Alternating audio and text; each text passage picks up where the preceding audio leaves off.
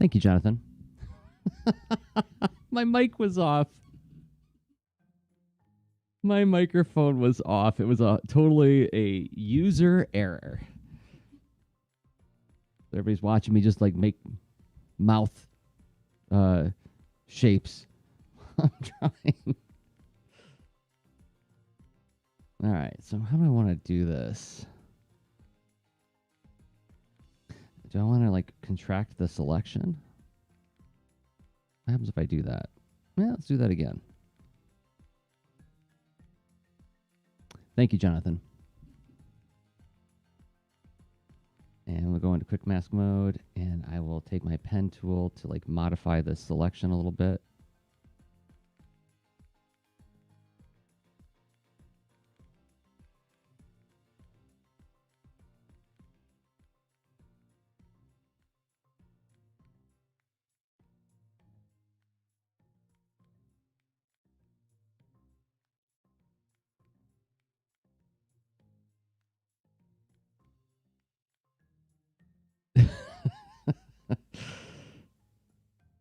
No, Rachel, it was not meant to be a silent stream.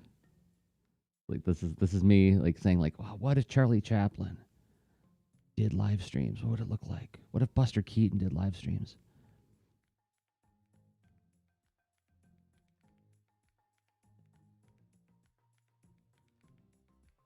Although that's something that might be worth trying, given that right now I'm teaching like 10 hours a week, and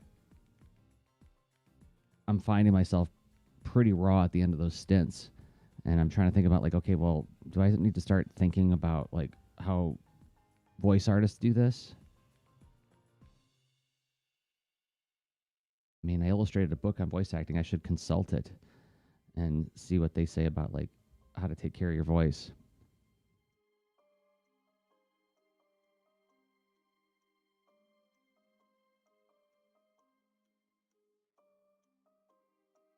Okay, so selections are edited. Now let's grab that brighter yellow.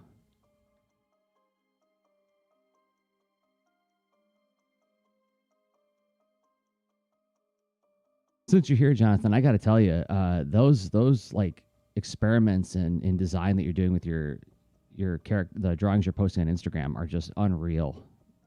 Like you're really tapping into like sort of like that Kirby visual language.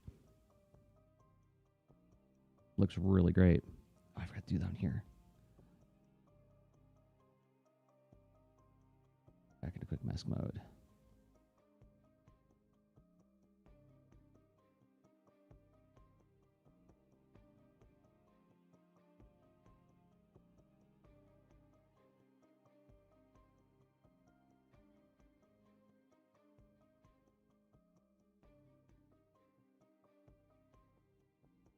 How did I do his knee pads before? Oh, that's how I did his knee pads. Okay.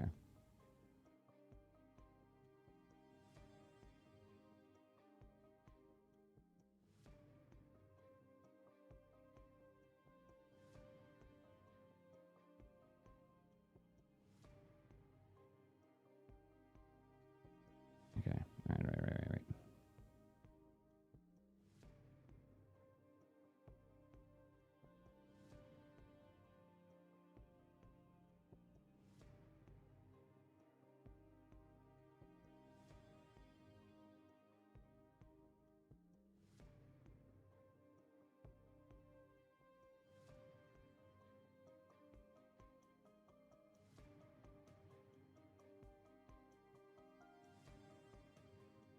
Ah, we're getting there.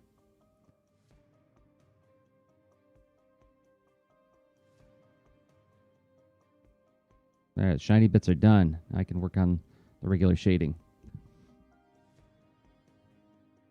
Oh, thank you, Rachel. Yeah, this is. I think I know I've talked about this elsewhere, but the design aesthetic I was going for when I was creating all these characters to this project was I was really trying to think like Silverhawks, like the Rankin Bass show Silverhawks, where it was such a mishmash of aesthetics, where you had characters like Hardware, who was totally like goblin cyberpunk. And then you had Windhammer, who was like sort of like toga wearing Thor orc. And then Buzzsaw, who was a robot with saws all over his body who talked like a chainsaw. And so I was like trying to think that kind of like wild nothings of. So when I was tasked with coming up with these characters, and actually I had to change his design. He's colored wrong. Where's Stinker 2? There he is. I was trying to think of that same kind of like kind of mishmashing. Yeah, originally he was going to be purple, but I was asked to make him green, so I'm going to make him green now. You're green. So I was trying to think, okay, well, let's mix Power Rangers villain with, you know, my kinds of like blobby monsters, but then like, okay, can I take like a page from the Pink Panther cartoon sort of design aesthetic and mix it up with like, you know, 1800s brandy sniffing sort of ghoulish villain. And then, yeah, straight on, like, okay, Transformer vampire lady. Anyway, so I'm going to make this my reference layer.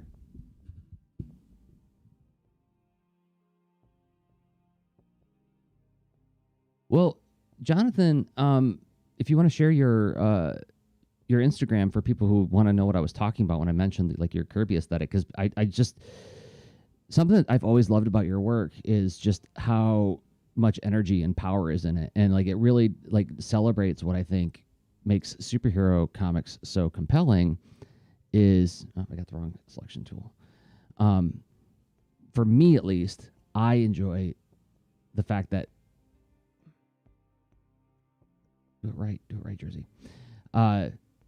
Superhero comics celebrate how awesome the human form can be, and I feel like that's what your work has been doing lately.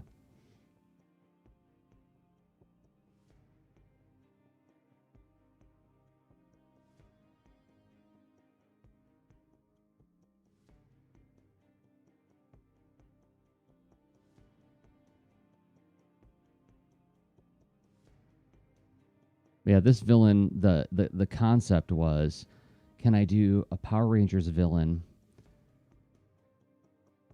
but as played by Jack Palance? So like when you look at like the original design, I was like really trying to like capture his face in a robot face. That was the goal, at least.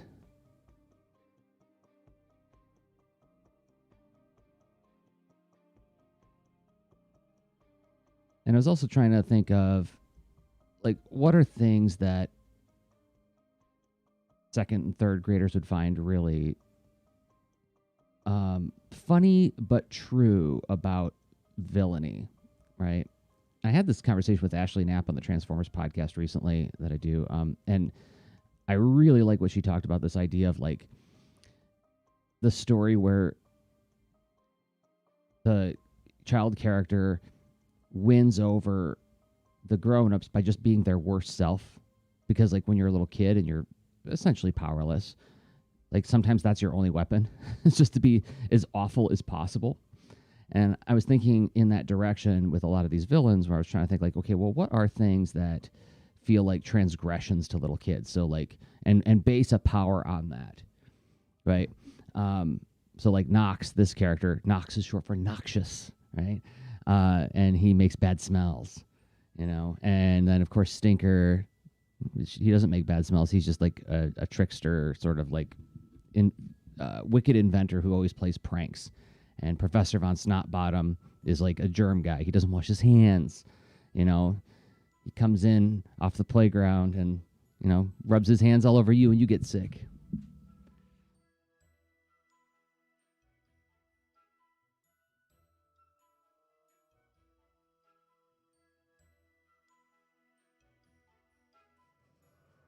And I'll be the first to admit that Monstrark, as a name for this character, was totally like just derived from Monstar from Silverhawks.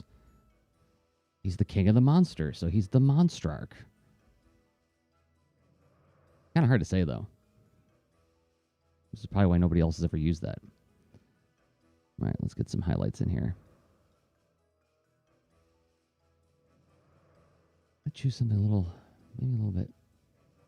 Let's go yellow. Just go a warmer yellow because it's got that yellow background. Put the highlights beneath the shadows.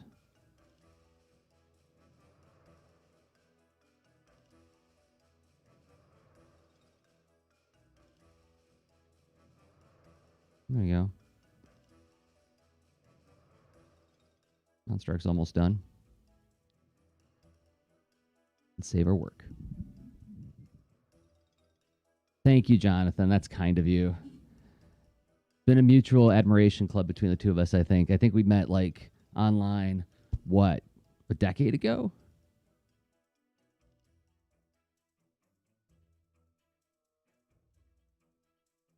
And I still have a drawing of He-Man that you did for me. You mailed me ages ago. Part of my collection of He-Man drawings by people whose art I admire.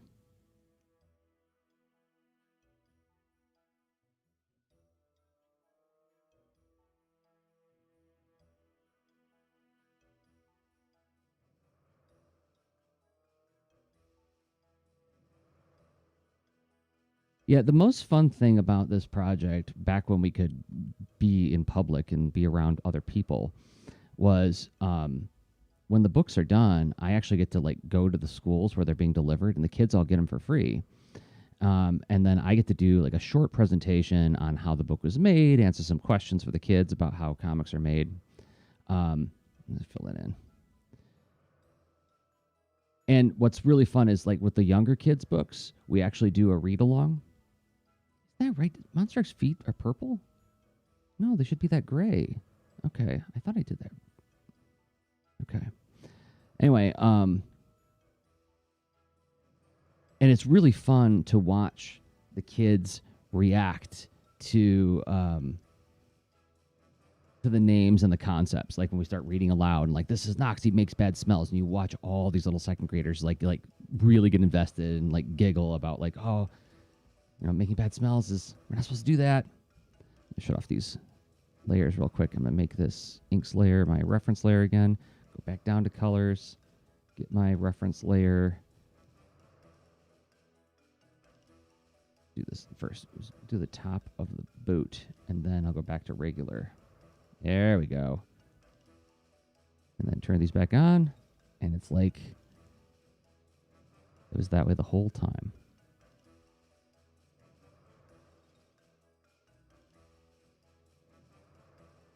Yeah, Jonathan, you sent me that He-Man drawing like just out of the blue. It was a really nice surprise.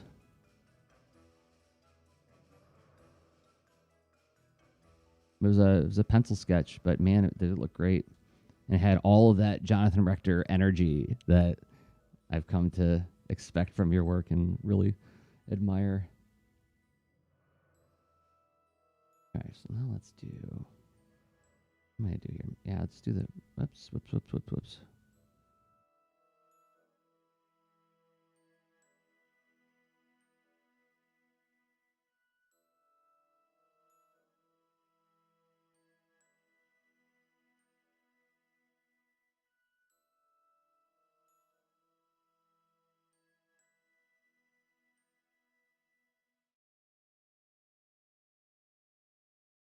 Go.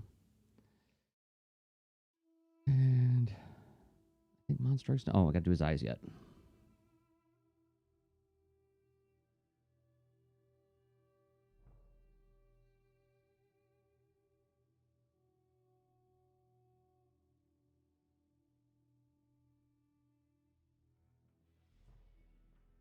All right, save your work, Jerzy.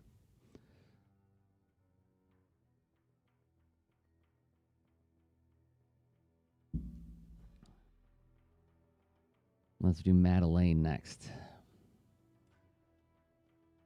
Madeleine, the energy vampire and sister to Monstrark. How can she be a sister when she's a robot? Well, they did that in Transformers. Oh, that's wrong too. Let's go back to inks.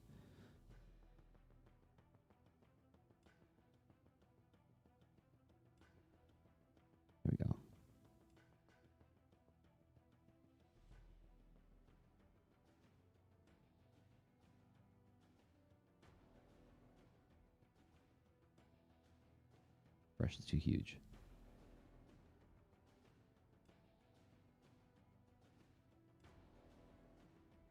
Yeah, Mark and I kind of fell out of touch in recent years. It's been a while.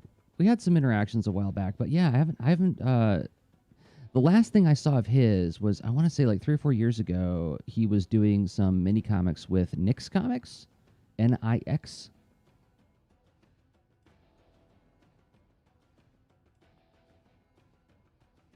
Ken Epstein's publishing venture, and actually a Columbus guy.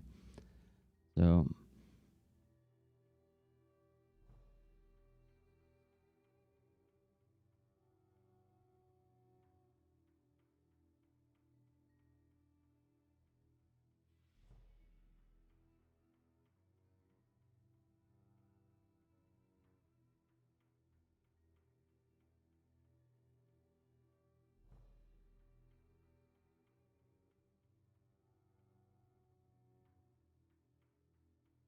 what else do I got selected here? I'm just going to go ahead and select all of her colors, for crying out loud.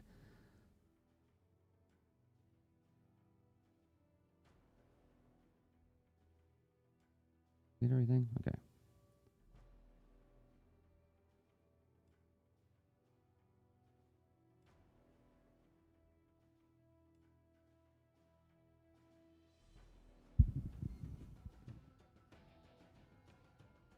I've seen a few posts from Kevin online on like Instagram, but yeah, I haven't heard from him in a while either.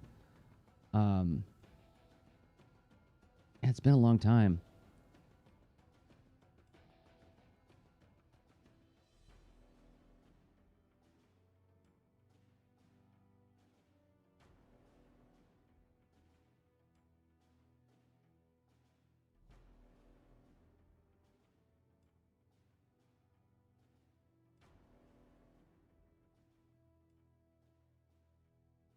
Just kind of got interested in different things, that kind of thing happens.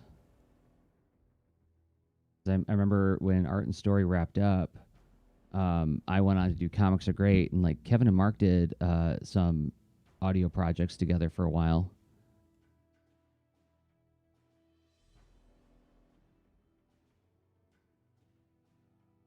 And they were working on one that I don't know if it ever came out. It was like sort of like going to be like a kind of like a show where they like call other artists on the phone, and like it starts out as like almost like a prank call or something, but then it turns into like just like an art conversation. I can't remember the whole concept behind it, because this was really like a decade ago when we talked about it.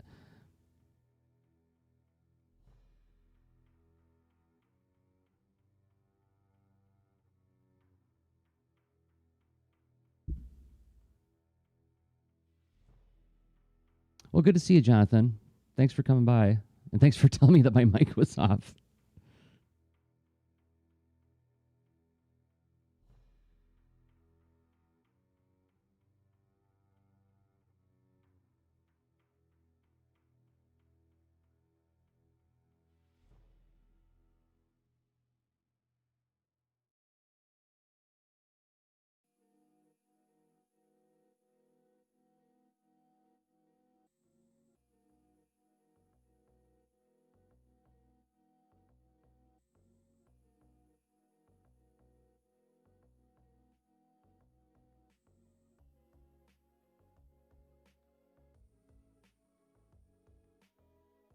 Okay. Did I get to the point where you now add some highlights? Let's add some highlights. And for this, I'm actually going to go with that. I don't want to do light. Do I want to do yellow? Okay.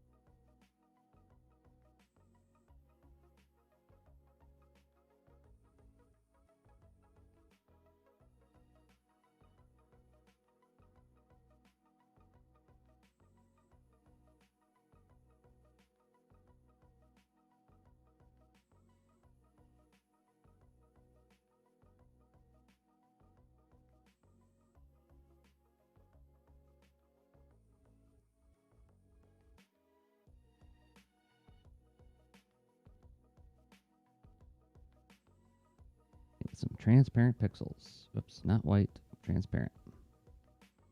There we go.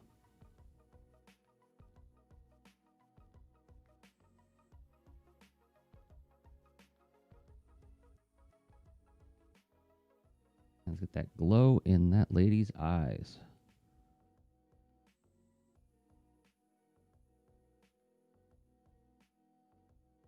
Nope. Wrong color. Not that color.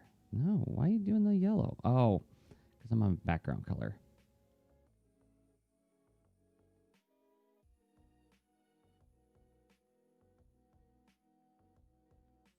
Glows in her energy hands.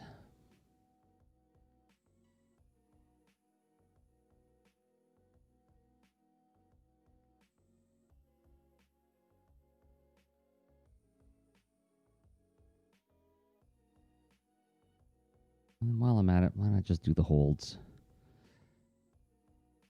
Color holds time. I'm here. Why not?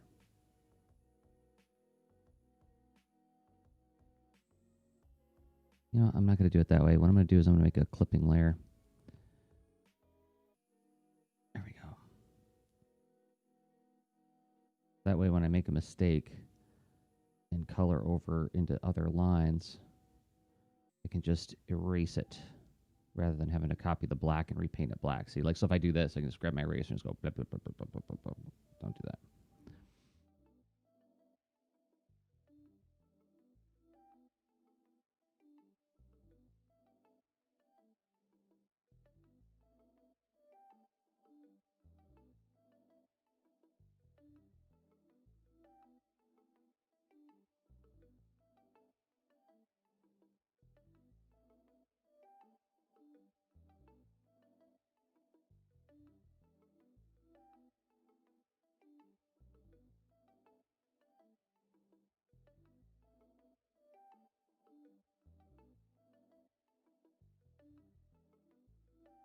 So this is one of the more tedious parts of coloring comics for me, and this is why I really got a kick out of things like inking in Clip Studio, is that normally I would put this energy blast glow thing on its own layer, so then I could just like paint bucket it, just boom, you're blue now.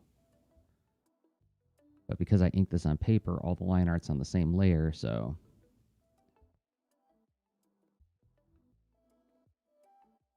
but I found that things that get sped up by Clip Studio Paint, there's another cost in that I spend more time on other parts. So I think it's a wash. I really do. Nope, gotta be darker than that.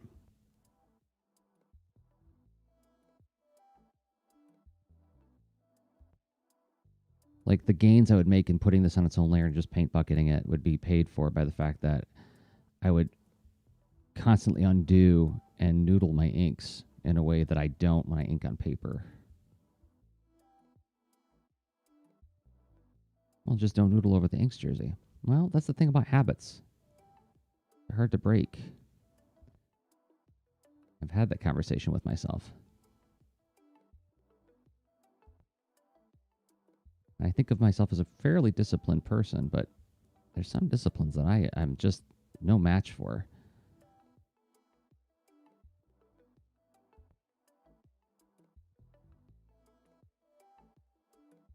Okay, I'm spotting some places where I need to fix some flats.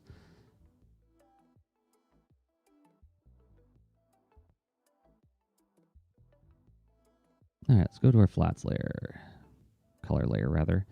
Turn off the color adjustments I've been doing. Grab my ink pen. And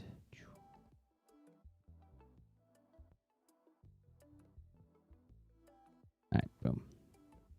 There we go. Save.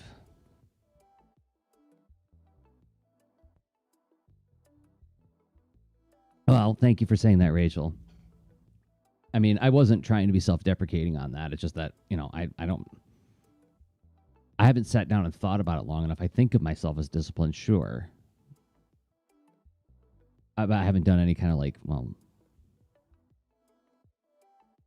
How disciplined am I?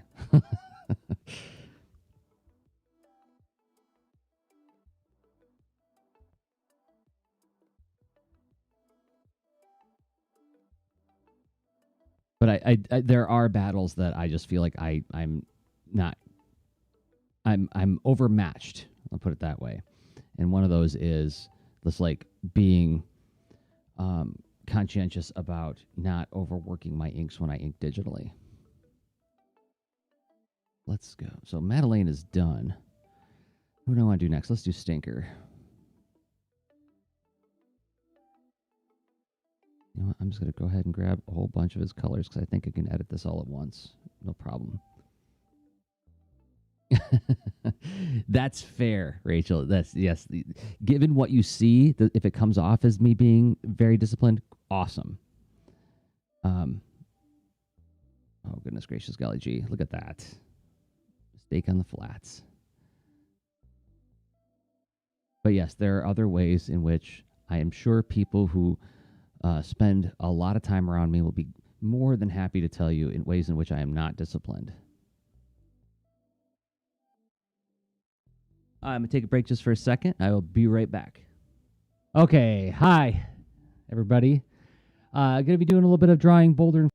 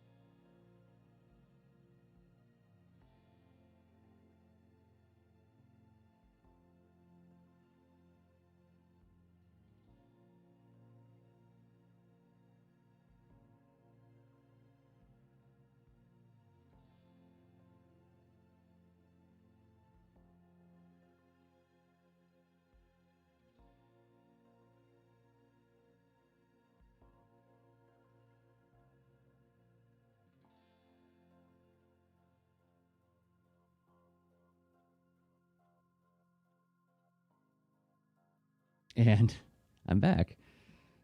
Double me. Okay. I was test driving this idea where I have like an older video that I can pull up when I need to step away for a second. And I hope that worked. Okay, so now I'm back to doing this kid.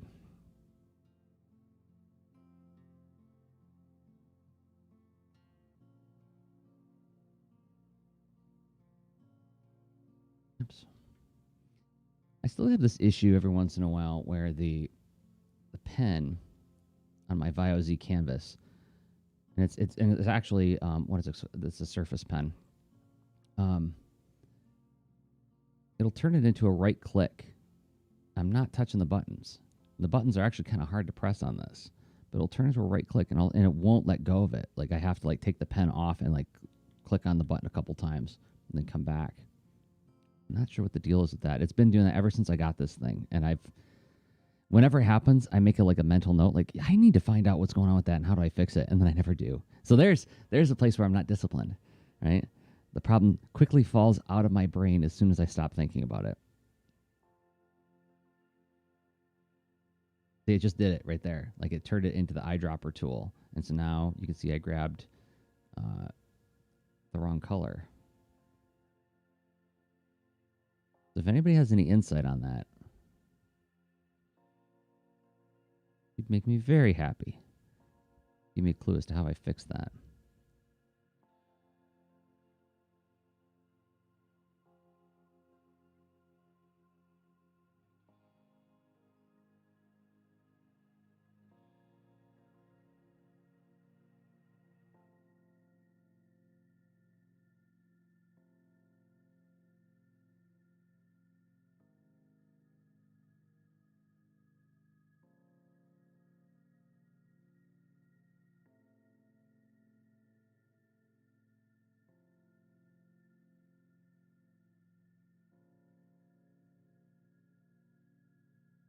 Hold on.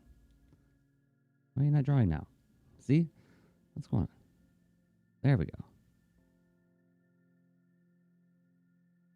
It's almost like the pen gets lag in it or something, and it just can't keep up with all the commands I'm giving it.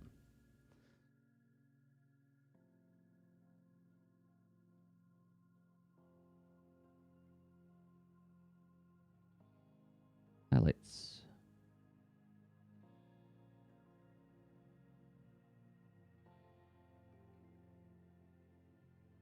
Oh my goodness.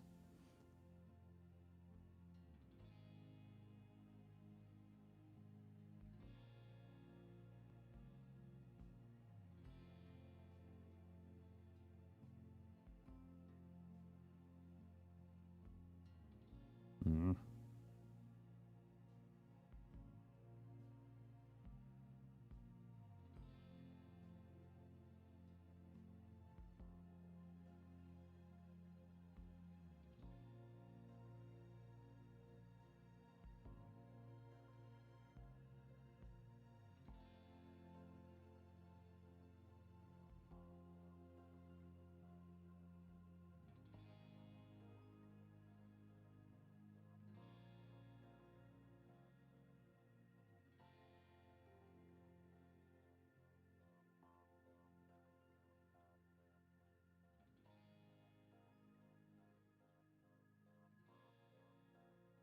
All right, I'm going to save again because this is acting kind of funky.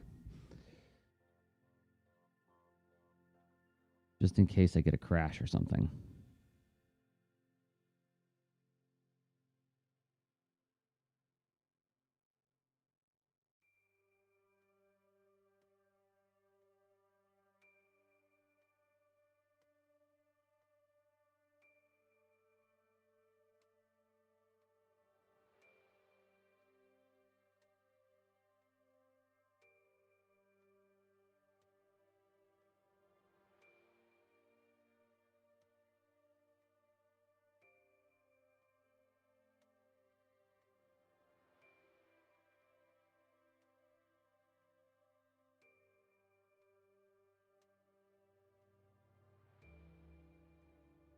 I think Stinker's done. Oh, nope. And I didn't do highlights on those pants. Let's get the highlights done.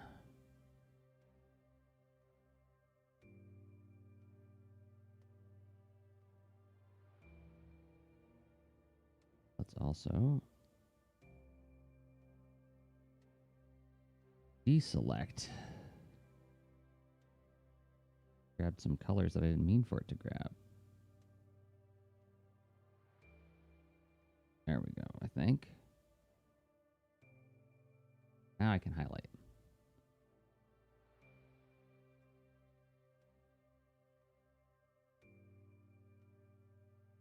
That's good. Okay, bomb time.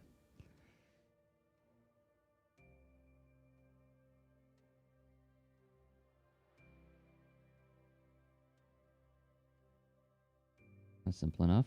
And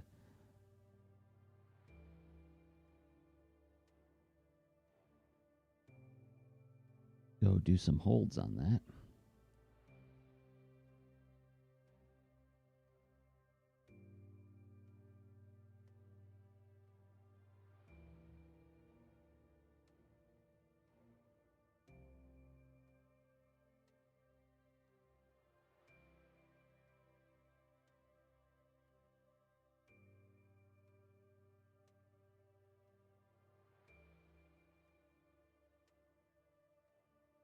Last two. Can I make it? Let's see. How long have I been going? Oh, only 45 minutes. So we're good. I can do this.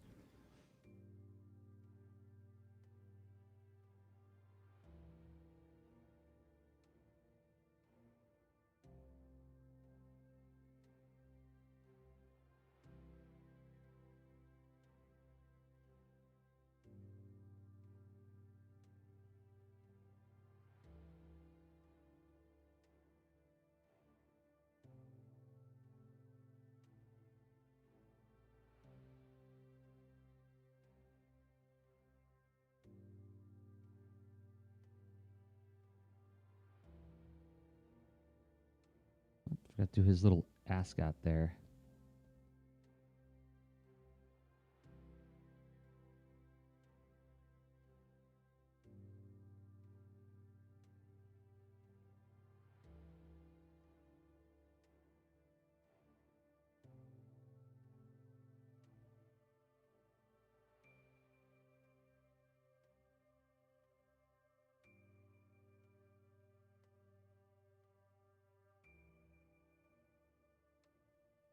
Oh my goodness, Rachel. Yeah, how can you concentrate on anything when that kind of thing happens?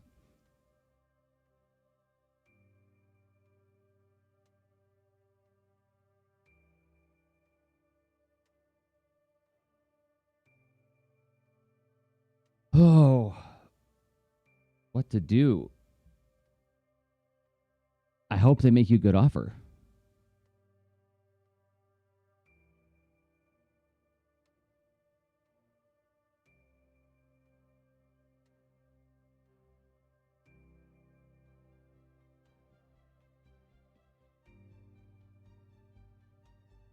The ambiguity of when a company gets bought by another company. I've been through that once, I think, at least once, if not twice. And the uncertainty that it creates is not a fun thing to experience.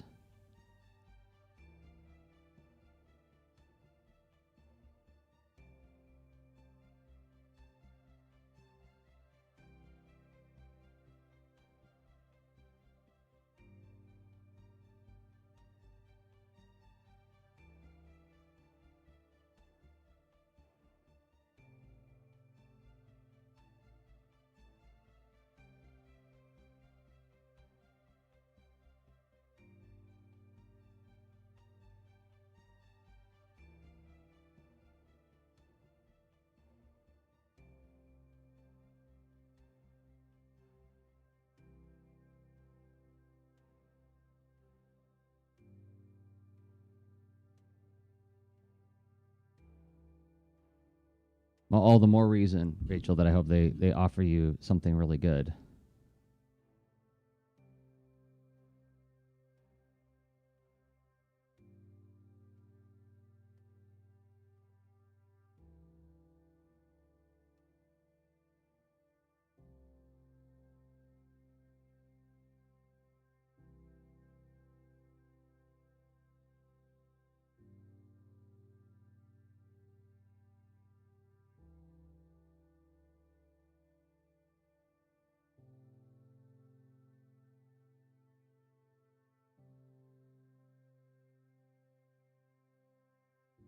And I'm hoping also that after, you know,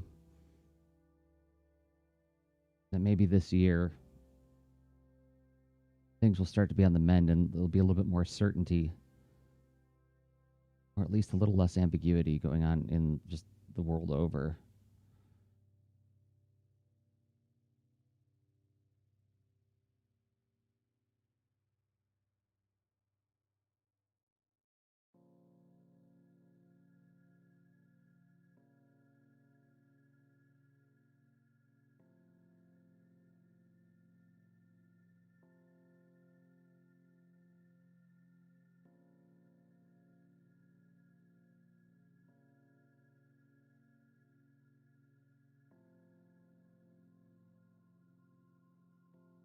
Well, I'm glad of that.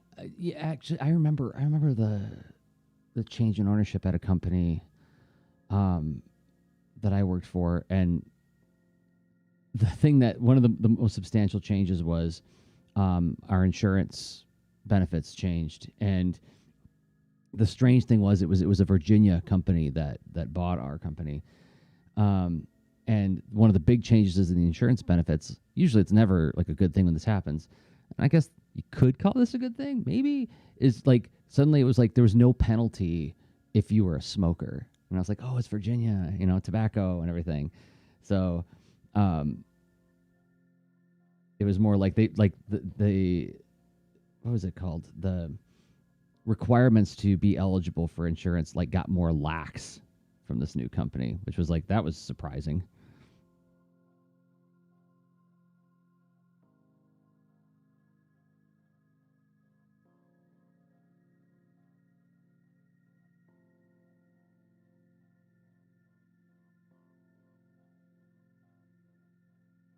But you'll be in my thoughts today, Rachel. I'll be thinking about you.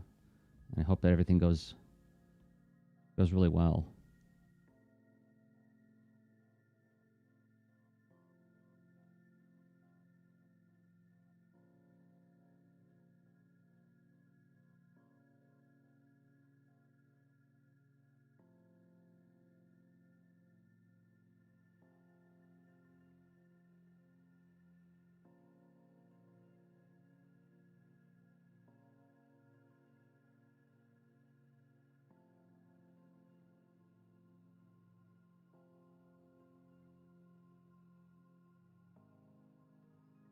Almost there.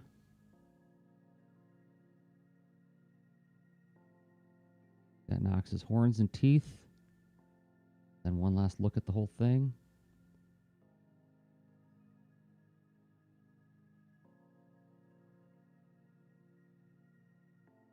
Oh, I haven't done the background yet.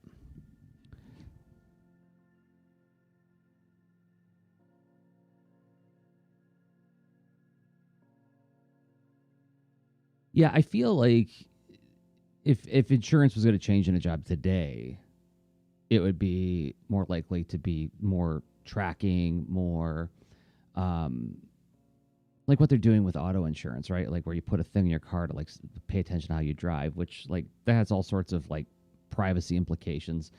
Um, not sure how I feel about stuff like that, but I know that's where things have been going.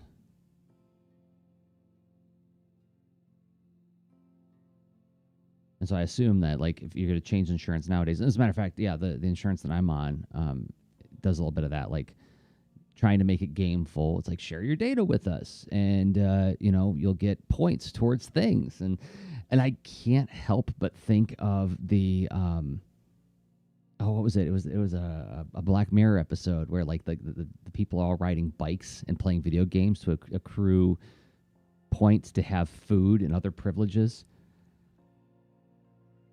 They're riding stationary bikes in front of screens all the time to generate electricity for the city, but it's also like gamified for them so that they can basically enjoy perks of being alive. Yeah, I had not heard about the Amazon Halo that tracks the tone of your voice. It's such a mixed thing, right? It's like because I started playing around with I got thermostat with Amazon stuff on it. And then, like, on the one hand, it's like there's something like that's so wonderfully convenient about having a robot that can like do certain tasks for you. But on the other hand, it's like, I don't like the idea of this thing listening to me all the time. So, yeah, it's a toughie.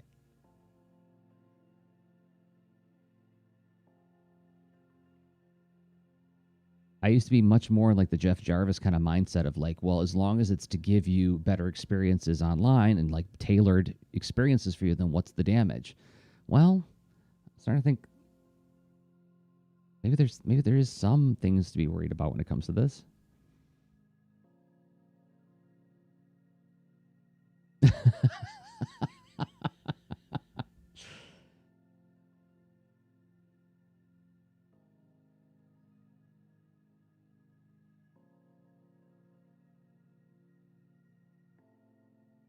I think this might be done. I think I'm going to stop playing with it. I'm going to hit save. And I did it in an hour, and I even took a couple minute break in between. So I'm feeling happy about that. I don't think the lettering's done yet, but I'll call this one good for now. I'm going to do this again tomorrow, which is Thursday, January 21st. Is that right? Oh, dear. Yeah, the month's almost over. Same time, 10 a.m. Eastern time, 9 a.m. Central, wherever you're watching it right now. So you can join me while I'm working on another page. And then after that, I'm going to be doing the Lean Into Art cast. So lots of live streaming tomorrow. Well, I'm glad. Thank you, Rachel. I hope the first graders think so too. This is the introduction to our villains, and these will be your villains today, and there'll be little blurbs telling you about each of them.